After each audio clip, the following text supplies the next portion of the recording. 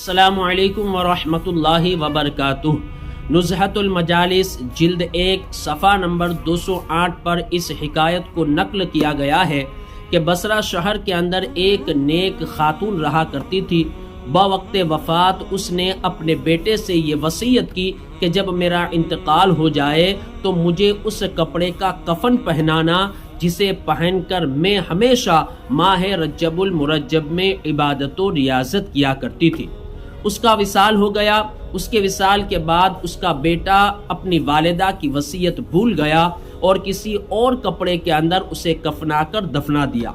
جب اپنی والدہ کو قبرستان کے اندر دفنا کر گھر واپس آیا تو گھر کے اندر یہ دیکھ کر وہ تھرا اٹھا کہ جو کفن اس نے اپنی والدہ کو پہنایا تھا وہ گھر کے اندر موجود ہے۔ اس کو اپنی والدہ کی وصیت یاد آ گئی۔ اس نے اپنی والدہ کے وصیت کردہ کپڑوں کو جب تلاش کیا تو وہ اس کی جگہ سے غائب تھے۔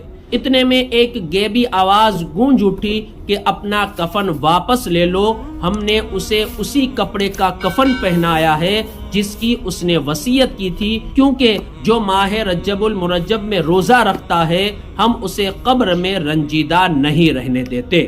محترم ناظرین، پتہ چلا کہ ماہ رجب المرجب میں ہمیں خاص عبادت و ریاضت اور روزوں کا اہتمام ضرور کرنا چاہیے۔ یہ حکایت اور ویڈیو اچھا لگا ہو تو اسے لائک کر کے زیادہ سے زیادہ شیئر ضرور کریں۔ السلام علیکم ورحمۃ اللہ وبرکاتہ۔